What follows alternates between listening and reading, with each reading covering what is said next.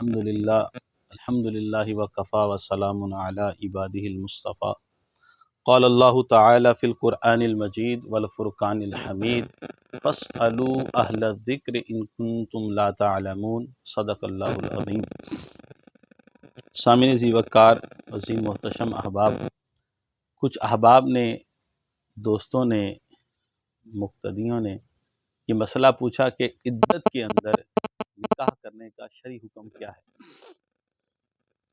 سامعین ذی وقار، شرعی طور پر عدت کے اندر نکاح کرنا ناجائز ہے، حرام ہے، اور اسے جائز سمجھنا اور حلال سمجھنے کو فقہا نے کفر لکھا ہے۔ اب مسئلہ یہ ہے کہ عدت کے اندر جو نکاح ہے، اب اس میں ایک ہوتا ہے عورت کو طلاق دے دی جائے، طلاق رجعی جسے بولتے ہیں، اگر وہ طلاق دی جائے اس میں بھی عورت وہ عدت میں ہی، یعنی کہ ایک طرح سے وہ جو گزار رہی ہوتی ہے، وہ جو اس کی ماہواریاں ہوتی ہیں، اس کے بعد وہ گزر جائیں تو وہ طلاق بائنہ ہوتی ہے۔ تو اسی طرح عورت کو اگر طلاق 3 دے دی جائیں، اب اس کے بعد بھی وہ عدت گزارتی ہے۔ اب اس عدت کے دوران عورت کو نکاح کا پیغام دینا یہ صراحتاً درست نہیں ہے۔ ہاں، اشارہ کر سکتا ہے، کنایتاً پیغام دے سکتا ہے، اس صورت میں کہ آپ ماشاءاللہ بہت اچھے ہیں، اس صورت میں پیغام دینا جائز ہے، آپ نیک ہیں، یعنی کہ اشارہ کنایا، ویسے اس کو نکاح کا پیغام دینا درست نہیں ہے، جائز نہیں ہے۔ اب مسئلہ یہ ہے کہ کوئی شخص کے حوالے سے یہ الزام لگایا جائے کہ فلاں شخص نے عدت کے دوران نکاح کیا ہے، تو سامعین ذی وقار یہ مسئلہ کئی احتمالات کا حامل ہے۔ اس میں ظاہری بات ہے کہ جو عدت ہے 3 ماہواری ہے، 3 ماہواری ہے۔ اب وہ جو ماہواری کے ایام ہیں وہ مرد تو نہیں جانتا، وہ تو عورت جانتی ہے۔ اب اس کا تعلق عورت کے ساتھ ہے۔ ایک اس کے اندر پہلو یہ ہے، عورت بتائے گی کہ میری 3 ماہواری گزر چکی ہیں۔ اب 3 ماہواری گزرنے کے بعد اس کی عدت ختم ہو جائے گی۔ اب اس میں کمی بیشی ہوتی ہے، یعنی کم از کم بھی جو دن کہے گئے ہیں وہ کم از کم بھی دن 40 کے قریب 39 دن کہے گئے ہیں۔ تو سامعین ذی وقار ان دنوں میں یعنی کہ یہ 3 ماہواریاں پوری ہو سکتی کم از کم۔ تو لہٰذا کسی پر یہ الزام لگانا، یہ کہنا کہ عدت کے اندر نکاح کیا ہے، تو میرے خیال میں یہ بہتان بھی ہو سکتا ہے، اور یہ شرعی طور پر کوئی اگر کسی پہ الزام لگایا جائے اور بغیر کسی ریفرنس کے الزام لگایا جائے، پروف کے لگایا جائے، تو اس سے تو تہمت کی سزا بھی ملنی چاہیے۔ اسلامی نظام ہو تو 80 کوڑے مارنے چاہیے ایسے شخص کو کہ جس نے کسی پر یہ الزام لگایا اور کسی کی عزت نفس کو اس حوالے سے مجروح کیا۔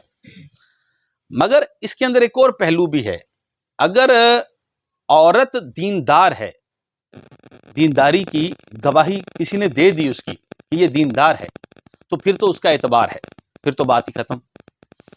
اور اگر عورت دیندار نہیں ہے تو اب اس کی گواہی، تب بھی اس کی گواہی معتبر ہوگی جب کوئی دوسرا پروف موجود نہیں ہے۔ مگر اگر مرد نے پروف پیش کر دیا کہ جی میں نے آج یعنی کہ طلاق دی ہے، اور یہ دن ان دنوں سے بھی کم بن رہے ہیں، یعنی کہ 1 مہینہ بن رہا ہے، تو 1 مہینہ تو لہذا اب تو نہیں ہو سکتا نکاح۔ اگر 1 مہینے کا پروف اس نے دے دیا، گواہ پیش کر دیے اس کے اوپر شرعی طور پر کہ یہ عادل گواہ موجود ہیں اس کے اوپر، میں نے آج دی ہے طلاق، 2 تاریخ ہے، ابھی گزرے دن جو ہے نا 28 ہیں، گزرے دن 31 ہیں، گزرے 32 دن ہیں، اس کے دوران نکاح ہوا ہے، تو لہذا یہ شرعاً ممنوع ہے، ناجائز ہے اور حرام ہے۔ اب یہاں پر پھر اگلی 2 صورتیں ہیں، ایک ہوتا ہے نکاح فاسد، ایک ہوتا ہے نکاح باطل۔ نکاح فاسد جو ہوتا ہے نا وہ محلے نکاح ہوتا ہے، یاد رکھنا۔ نکاح فاسد، باطل تو سرے سے، یعنی کہ آسان لفظوں میں آپ کو یوں بتاؤں، نکاح فاسد منعقد ہے، یعنی محل ہے منعقد ہونے کا، لیکن شرط کے نہ پائے جانے کی وجہ سے وہ نکاح یعنی کہ نہیں ہوگا۔ یعنی محلے نکاح ہے لیکن باطل کے اندر وہ محلے نکاح ہی نہیں ہوتا۔ نکاح باطل محلی نہیں ہے نکاح کا۔ یہ نکاح جو ہے اگر عدت کے اندر بھی نکاح ہو تو نکاح فاسد ہے، باطل نہیں، یعنی نکاح کا محل ہے یہ۔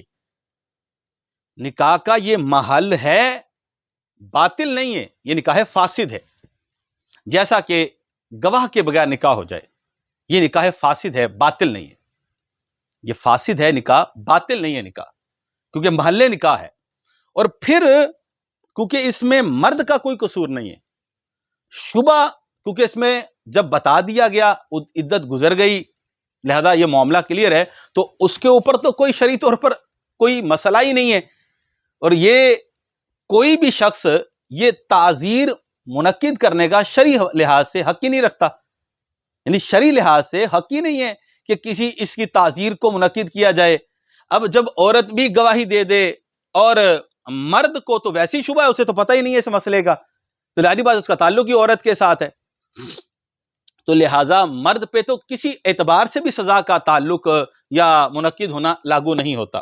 ہاں اگر مرد کو پتہ ہو تو پھر وہ مجرم ہے، ظاہری بات ہے. لیکن یہ فیصلہ کرنا یہ بہت دشوار اور مشکل امر ہے، یعنی کہ ان کے سارے لوازمات کو، یعنی اس کی ساری شرائط کو مد نظر رکھ کے، ساری چیزوں کو مد نظر رکھ کے یہ فیصلہ کیا جائے، عورت کے حوالے سے، پھر پروف کے حوالے سے، پھر مرد کے حوالے سے. تو لہٰذا ہمارے معاشرے کے اندر ظاہری بات ہے جن برائیوں نے جنم لے رکھا ہے ان میں سے ایک یہ بھی برائی ہے کہ ہم ایک تو یعنی کہ اسلام سے دور ہیں، معاشرتی جو اسلامی نظام ہے اس سے دور ہیں، اور ایسی گفتگو سننے کے حامل ہیں جو ہمارے مزاج کے مطابق ہو. یعنی ہمارے مزاج کے مطابق ہے تو وہ صحیح ہے، وہ چاہے غلط صحیح اس سے کوئی تعلق نہیں ہے. میرے مزاج کے مطابق ہے، غلط صحیح سے کوئی تعلق نہیں ہے. میرے مزاج کے مطابق ہے تو صحیح ہے، میرے مزاج کے مطابق نہیں ہے تو صحیح نہیں ہے، چاہے وہ صحیح کیوں نہ ہو. تو بات یہ ہے اصول اسلام کا ہوتا ہے، شریعت کا ہوتا ہے، اسلامی نظام کا ہوتا ہے. ایک بھی مجھے آپ ایسا قاعدہ پیش کر دیں کہ اس کے اوپر تعزیر کا جو تعلق ہے، جس طریقے سے کوئی زید بکر اس کے حوالے سے کوئی کسی کو سنا دے، تو لہذا شرعی طور پر تو کوئی اس کا حکم لاگو نہیں ہوتا. میں اللہ تبارک و تعالیٰ کی بارگاہ میں دعا کروں گا کہ اللہ تبارک و تعالیٰ ہمیں شرعی مسئلہ کی رہنمائی کی توفیق عطا فرمائے.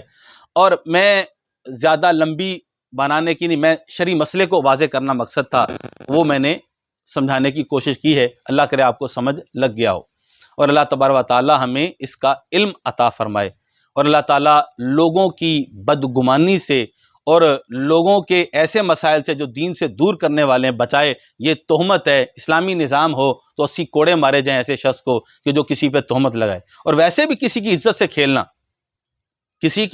کھیلنا اور ذاتی معاملات سے کھیلنا یہ تو ویسے ہی اسلام میں بھی منع ہے، اور عقل بھی منع کرتی ہے، اخلاقیات بھی منع کرتے ہیں.